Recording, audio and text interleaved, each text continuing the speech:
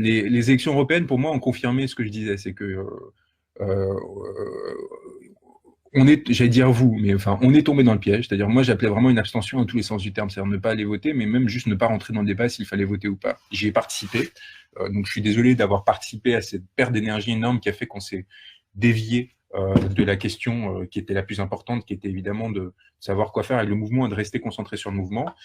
Des forces comme la France Insoumise ont complètement explosé. Je les avais prévenus, et moi j'avais écrit à Mélenchon, dont j'ai été l'avocat, donc que je connais bien, je lui avais dit retirez vos listes. Ça n'a aucun sens de participer à une parodie de démocratie à un moment où, quelques semaines après que l'armée était sortie dans la rue pour écraser un mouvement social, alors qu'il y a des personnes qui sont encore en train de risquer leur vie pour défendre leurs idées, qu'il y a un État qui refuse de répondre à leurs aspirations. Et tout ça, pourquoi? Pour élire des notables, pour obtenir des notables qui éventuellement vous permettraient en 2022 d'être en position d'arracher une... Je leur dis, ça n'a aucun sens et c'est en complet décalage avec ce à quoi aspire aujourd'hui la majorité des citoyens. Cessez cette hypocrisie, retirez vos listes, ne vous exposez pas.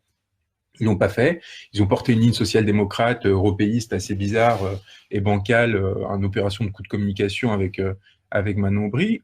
Évidemment, ils ont complètement planté leur coup. Et je suis vraiment désolé pour les personnes qui ont cru et qui ont perdu de l'énergie en s'investissant dans cette campagne. Il était évident que ça, pour le coup, je l'avais dit, que le bloc bourgeois allait, quoi qu'il arrive, se mobiliser et allait, quoi qu'il arrive, garantir ses 20% à Macron, c'est-à-dire soit sa première, soit sa deuxième place. Là, pour le coup, vous n'avez pas voulu m'écouter, vous avez cru qu'il y avait je sais quel miracle à partir de je ne sais quelle arithmétique chelou qui pourrait intervenir. Et bien évidemment, ça a planté. Il a fait ses 20%, il arrive deuxième, il a réussi à nous faire croire, en tout cas, pardon, à faire croire à nos superbes médias, dont on se demande de plus en plus à quoi ils servent, que c'était une victoire et que arriver derrière le Front National, c'était quelque chose de merveilleux. Donc, on se retrouve évidemment face à un piège institutionnel. Pourquoi? Parce qu'on a cru qu'en participant à ces institutions, en particulier ces élections européennes, on avait provoqué quoi que ce soit, si ce n'est... Et pourquoi c'est important et pourquoi c'est intéressant de s'interroger dessus une fois qu'on a fait cette erreur? C'est la puissance de la croyance. Les appareils politiques contemporains ne fonctionnent qu'à travers la puissance de la croyance, c'est-à-dire l'adhésion qu'on leur donne. Il n'y a pas un policier derrière chaque feu rouge pour vous obliger à ne pas traverser lorsque c'est rouge. Ce qui fait que l'on adhère au système, c'est d'une part la croyance que l'on risque d'être sanctionné suffisamment longtemps, ou que de l'autre côté, que si l'on participe, on risque en effet de provoquer une bascule. Or, ce que les Gilets jaunes ont démontré, et ce que tous les travaux qu'on a essayé de faire depuis, c'était de vous expliquer qu'on est dans une démocratie bourgeoise, où on a créé une caste qui fait que les personnes qui ont aujourd'hui accès à la décision sont des personnes qui se cooptent pour prendre des décisions qui vont servir leurs intérêts. Que ça, c'est une dérivée naturelle de 2 siècles d'évolution depuis la Révolution française, qui était en par rapport au système précédent qui était l'aristocratie, qui lui-même était une sorte d'émancipation par rapport au système précédent qui était le servage, mais qui ne suffit pas, parce que le seul pouvoir qu'on a aujourd'hui dans notre système politique, c'est de pouvoir choisir les personnes qui vont parler et décider en notre nom. C'est quand même light, c'est quand même léger comme possibilité d'action. Je ne sais pas si vous êtes d'accord, mais moi, ça me semble aberrant de penser qu'en soi, du coup, le privilège de pouvoir voter pour X, Y, de pouvoir voter pour telle ou telle personne qui va parler en notre nom, qui va être issue inlassablement de la même classe sociale, parce qu'après 2 siècles en fait de domination, évidemment, ils ont conformé nos institutions républicaines qui au départ étaient censées nous donner notre chance à tous pour permettre toujours aux mêmes de s'inscrire dans l'espace public, toujours les mêmes, sauf lors d'événements extraordinaires, comme l'arrivée dans les années 80 de la gauche mitterrandienne, qui fait qu'ils ont besoin de nouvelles élites et de les construire rapidement. Donc, qu'est-ce qu'ils font? Par exemple, ils font la politique culturelle de Jack Lang, qui permet tout d'un coup à des gens venus de nulle part, comme mes parents, d'émerger et de prendre une place. Mais ça, c'est extrêmement rare. Ça arrive assez peu. C'est vraiment l'exception. La règle, c'est la conformité et la suradhésion et surtout la reproduction. Et donc, et ça, depuis Bourdieu, ça fait 40 ans qu'on décrit en détail comment le système scolaire français aujourd'hui ne sert qu'à une chose, il ne sert qu'à installer les enfants de la bourgeoisie au pouvoir, et en le faisant comment? En créant tout un système de méritocratie républicaine, entre guillemets, de concours, de bac, etc., dans lequel on vous fait passer des rites initiatiques où seuls les fils des classes privilégiées, des enfants des classes privilégiées ont des chances de réussir, ce qui fait que lorsqu'ils réussissent, ils peuvent regarder les autres Bah, vous voyez, nous, on a réussi et pas vous. Donc, on vous est supérieur, donc notre domination est légitime. Or, si vous regardez les chiffres, et les chiffres, ils sont quand même très nombreux, j'ai essayé de vous retrouver une étude que j'ai retrouvée là, quand vous regardez l'écart invraisemblable entre les personnes, entre les taux de réussite au concours de la fonction des grandes écoles, mais même du baccalauréat, entre que vous soyez, enfin, selon votre origine sociale, c'est énorme et c'est même scandaleux, en fait. Et donc, à partir de là, il n'y a aucun sens à croire aujourd'hui que ce système pourrait vous permettre une quelconque égalité des chances et que dès lors, on est face à autre chose qu'un système de reproduction sociale. Donc là, j'ai les chiffres, par exemple. Niveau atteint par les élèves selon leur origine sociale. Bon, bah, c'est reparti. S'ils pensaient pouvoir nous censurer, ils vont se marrer. Et c'est bien, comme ça, on aura une première partie un peu sur la généalogie personnelle, mais qui vous permet de comprendre la seconde à laquelle j'arrive. On va attendre un peu que les gens reviennent. Je suis désolé pour cette étrange interruption. Et ça va me permettre de regarder vos commentaires. Je n'arrivais pas à les voir dans la première partie. Mais je pense que c'est un moment important et je pense qu'il faut vraiment qu'on prenne le temps là de se parler un peu. Je pense même que c'est essentiel. En fait. On est vraiment à un moment de bascule des consciences. Et je vais vous expliquer en fait donc quoi je pense que c'est différent par rapport au 1er mai et aux attentes que j'avais à ce moment-là d'un événement historique à part entière. Donc, on était en train de parler de reproduction sociale. Et je vous demandais en gros, c'est quand même extrêmement important sur les chiffres dont on parlait. J'ai essayé de vous illustrer mon propos sur la question de la reproduction sociale en vous expliquant comment on était dans un système intégré où il n'y avait aucune chance. Et donc, j'avais retrouvé des chiffres, une étude statistique pour vous sur les élèves qui sont rentrés en 6e en 95. J'imagine qu'il y en a quelques-uns parmi vous qui ont cet âge-là. Et en gros, leur destinée, un reportage qui avait été, enfin, une étude qui a été faite sur leur destinée sociale. Et donc, je vous disais qu'il y avait 41% des fils de 4 sub de chefs d'entreprise et de professions libérales, 41% qui avaient atteint un bac plus 5. Et je vous demandais d'estimer à combien de pourcents, à votre avis, il y avait de fils d'ouvriers non qualifiés qui atteignaient le même niveau d'études. Est-ce que vous pensiez que c'était 2 fois moins, 3 fois moins, 4 fois moins? Il se trouve que c'est 10 fois moins. Il se trouve qu'il n'y a que 4% des fils d'ouvriers non qualifiés qui atteignent un niveau d'études de bac plus 5. Est-ce que c'est, à votre avis, parce qu'ils sont génétiquement parlant 10 fois moins intelligents, ils ont un cerveau 10 fois plus petit que les fils de cadres supérieurs? Évidemment que non. Quelqu'un me dit, tu es trop intello, non, pas du tout. Je vous donne vraiment des éléments qui vous permettent demain d'aller voir les professeurs de vos enfants, d'aller voir les personnes qui jusqu'ici vous méprisaient, vous regardez en donnant l'impression qu'ils étaient supérieurs à vous parce qu'ils avaient fait des grandes études, etc. Vous arrivez chiffre en main et vous leur dites, expliquez-moi ça. Expliquez-moi ça. Et est-ce que vous croyez encore à votre supériorité? Le problème, c'est que la République a créé une idéologie, c'est vraiment une idéologie qui s'appelle la méritocratie, qui permet de donner l'impression que ces inégalités sont légitimes, qu'en gros, il y aurait une égalité qui permettrait à chacun d'avoir exactement les mêmes chances au moment de se présenter face aux études parce qu'il y aurait l'anonymat devant les copies, etc. Je ne vais pas vous refaire un cours de sociologie, ce n'est pas du tout l'objectif. Mais c'est pour vous expliquer qu'en fait, la sclérose de ce système, elle est organisée. Elle est organisée et elle n'est pas du tout le fruit d'un hasard, d'une erreur ou d'un problème de conjoncture qui pourrait être réglé par un petit changement politique. On est obligé de mener une révolution, au sens le plus fort du terme étymologique, pour provoquer cette bascule, pour permettre à nos enfants de ne pas subir les injustices qu'ont subies les personnes de notre génération. Parce que moi, je vous le dis, moi, pour le coup, pour avoir été élevé dans ces petits espaces clos que je décris dans Crépuscule, dans l'école alsacienne, Crépuscule qui d'ailleurs, et ça les emmerde énormément, c'est extraordinaire, et remonter en tête de vente après avoir un peu perdu, parce que c'est normal, après 3 mois, on est à nouveau dans les 10 meilleures ventes sur Amazon.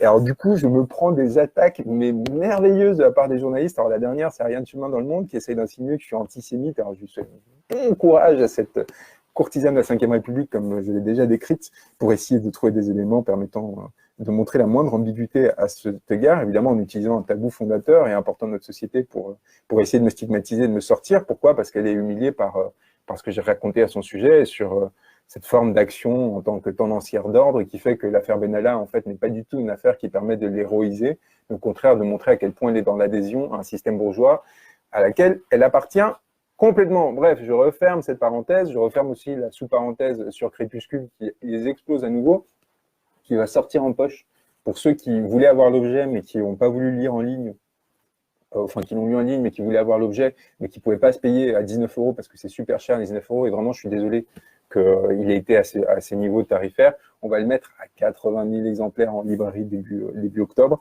Et c'est ça aussi dont je voulais absolument vous parler avant de finir sur la question de la méritocratie. Vous m'avez redonné les outils de réintégrer ma classe d'origine. Vous m'avez fait l'allocataire de ressources importantes. Et je vais être franc avec vous, je pense que d'ici la fin de l'année, les revenus de Crépuscule, ça va être quelque chose comme 100 000 € en tout. C'est énorme. C'est énorme, ça me permettrait de vivre comme un bon bourgeois pendant les 4 ou 5 ans à venir.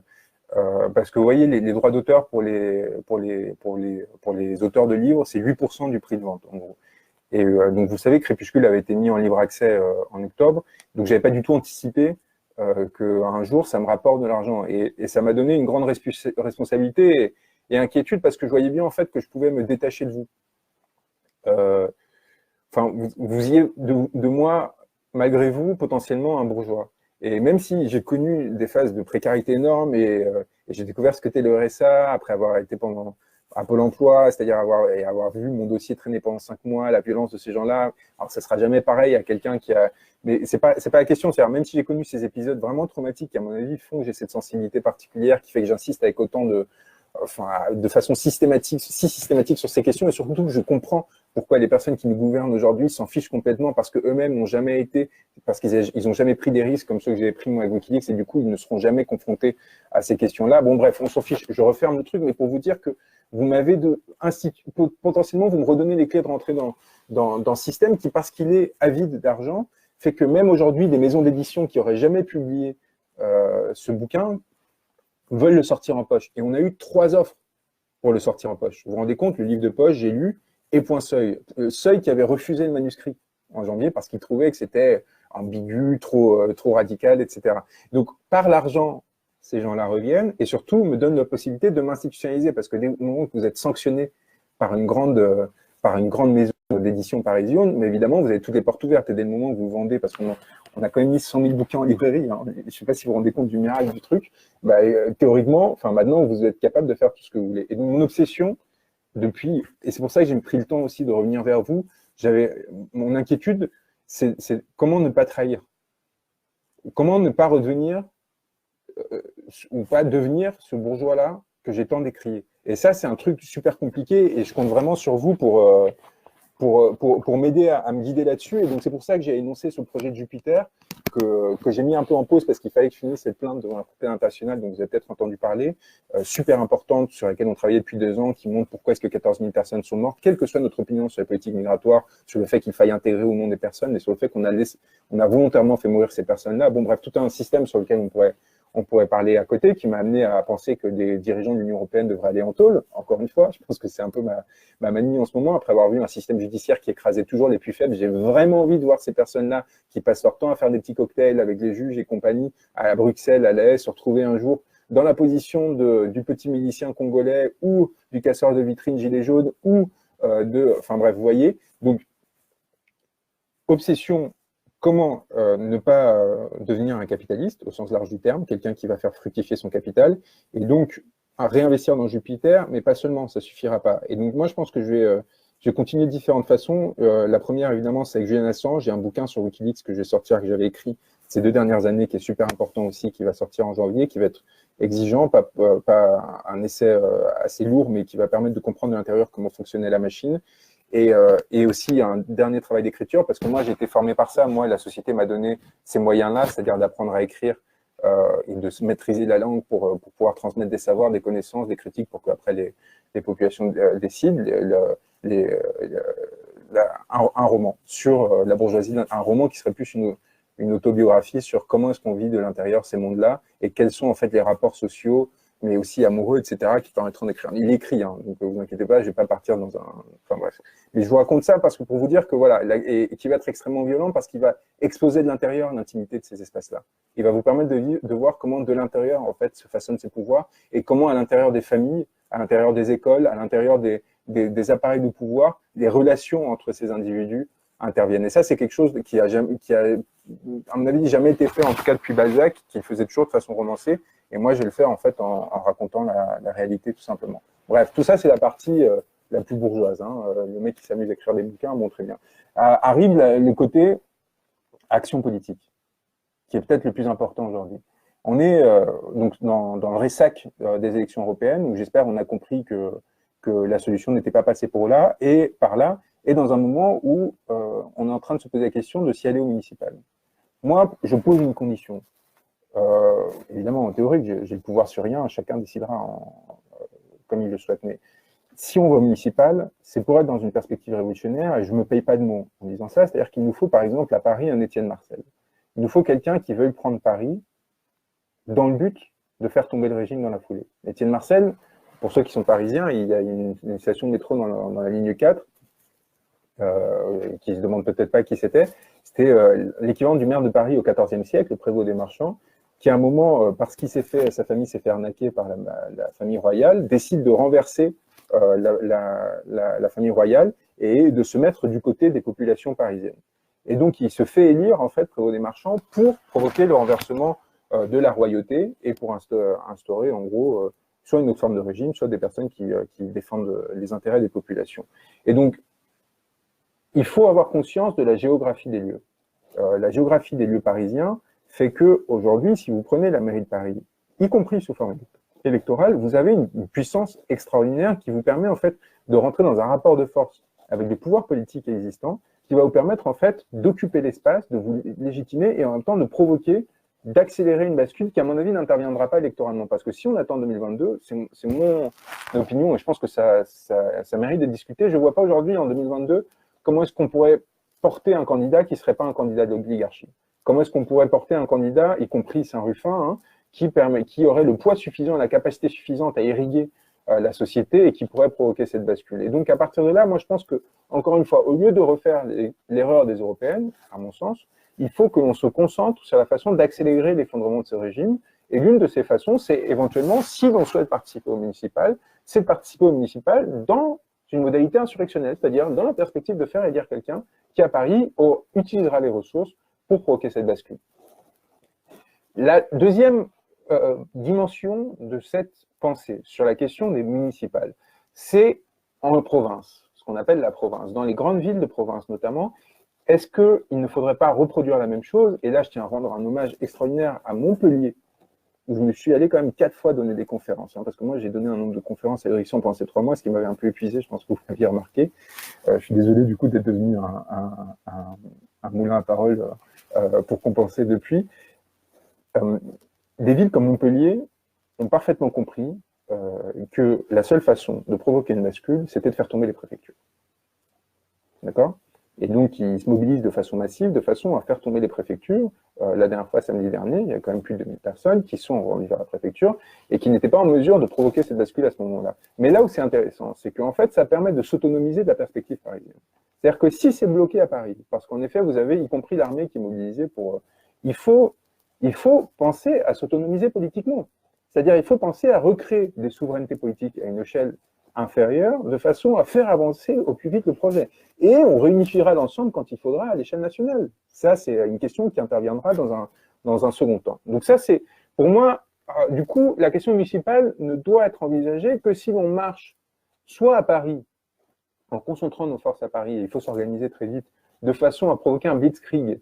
Alors, il faut trouver le bon profil qui soit compatible avec un électorat qui est évidemment inquiet de ces procédures, de ces dynamiques-là, mais vous vous rendez pas compte à quel point, en fait, la rupture est proche et à quel point, là, pour le coup, je parle en termes d'adhésion et je vous parlais de cette question de la croyance. Quand je vous disais que ces systèmes de croyance ne fonctionnent, enfin, ces systèmes politiques ne fonctionnent qu'à travers la croyance et la peur, soit la peur de se faire sanctionner, avec cette fiction que on sait bien qu'il n'y a pas un policier derrière chaque feu rouge, mais s'il y en a un tous les 100, bah, on a une chance sur 100 de se faire avoir si on traverse au rouge et donc on préfère ne pas prendre le risque. Donc ça, il y a un calcul probabiliste. Et de l'autre, il y a une adhésion au système qui est de dire, bon, mais c'est le feu rouge, il doit y avoir une raison légitime au fait qu'il existe, et donc on respecte la règle. C'est ça qui permet à des appareils contemporains, avec 100 000, 150 000 policiers seulement, de quadriller des territoires immenses comme l'est la France, et de permettre de les tenir.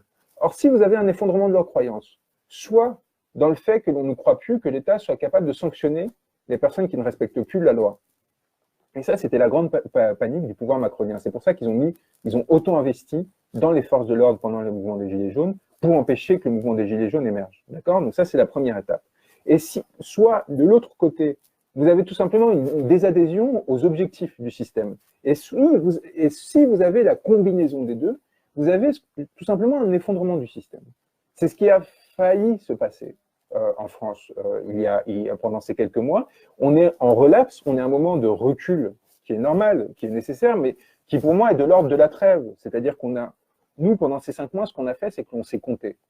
Pour la première fois, on s'est rendu compte qu'on n'était pas isolé et on a vu combien on était. Et contrairement à ce que l'on pourrait penser, je pense que ces 5 mois ont été beaucoup plus un moment de réflexion et de conscientisation qu'un moment d'action. Je pense que le temps de l'action n'est pas encore venu. Le temps de la véritable action, qu'elle soit insurrectionnelle, révolutionnaire, sous forme pacifique ou non, est à venir. Et c'est une question de mois, éventuellement d'années, mais je ne pense pas. J'ai beaucoup surestimé, et c'est d'où mon erreur sur le 1er mai, par exemple, l'effet que pouvait avoir un bouquin comme Crépuscule. Crépuscule, avec toute l'énergie du monde qu'on a mis à le faire circuler, les 750 000 téléchargements qu'il y a eu sur le site de la Bassi-Juchy, par exemple, ça reste une minorité de la population. Et ça reste quand même un livre à qui il faut laisser le temps d'infuser les idées qui sont diffusées, les informations qui sont diffusées dans ce livre, les informations qui s'y rajoutent, qu'on va mettre dans le poche, notamment sur comment Fogel a été nommé à BFM pour faire plaisir à l'Élysée et ainsi de suite. Toutes ces informations, ça met beaucoup de temps à circuler, à s'imposer. Le vocabulaire, le fait même de parler d'oligarchie, de corruption endémique, ils ne sont pas corrompus, ils sont la corruption. Tous ces éléments-là, vous avez une première avant-garde qui l'a adopté très rapidement, et on s'est retrouvés entre nous, on a eu l'impression qu'on était très nombreux, qu'on avait changé le monde, mais en fait, derrière, il y a des millions de personnes à qui il faut faire porter ces idées. Donc, il ne s'agit pas seulement de partager le livre, etc. Il s'agit tout simplement, dans la discussion, au moment d'imposer notre vocabulaire pour que, dans un second temps, en fait, on ait créé une forme d'hégémonie culturelle qui permettent ensuite, évidemment, après, d'imposer la bascule naturellement. Et ça, en fait, on a surestimé notre force. On a surestimé notre force. Pourquoi? Parce qu'au moment des Gilets jaunes, début novembre, de l'acte 1, que j'ai défendu et dans lequel j'étais impliqué avant même l'acte 1 d'ailleurs, sur 28 minutes sur Arte, vous pourrez retrouver, ça c'est pour les personnes qui m'accusent de récupérer le mouvement. Il y avait très peu de personnes qui sur les ondes défendaient le mouvement avant même qu'il intervienne et qui étaient convaincus que c'était une bonne chose. Je vous invite à le retrouver sur mon profil Facebook. À ce moment-là, on a 85% de l'approbation dans la population. Mais ça, c'est une mystification. Ces 85% de la population, c'est parce que la plupart des personnes, beaucoup de personnes, pardon, notamment les bourgeois, ont cru que c'était un mouvement poujadiste, qui n'avait qu'un objectif, qui était de faire baisser les taxes. Et donc évidemment, le type avec son énorme 4x4, il est content de payer moins d'essence. Et donc il met un gilet jaune sur son 4x4. Et au moment où ils ont compris que ce mouvement cherchait à créer une bascule beaucoup plus générale, à se réapproprier le droit à la parole, à changer le système démocratique, et non pas seulement la question des taxes, qui était importante, de justice fiscale, mais dont on a compris très vite que c'était juste, elle découlait de la question justement démocratique, la politique fiscale, et non l'inverse.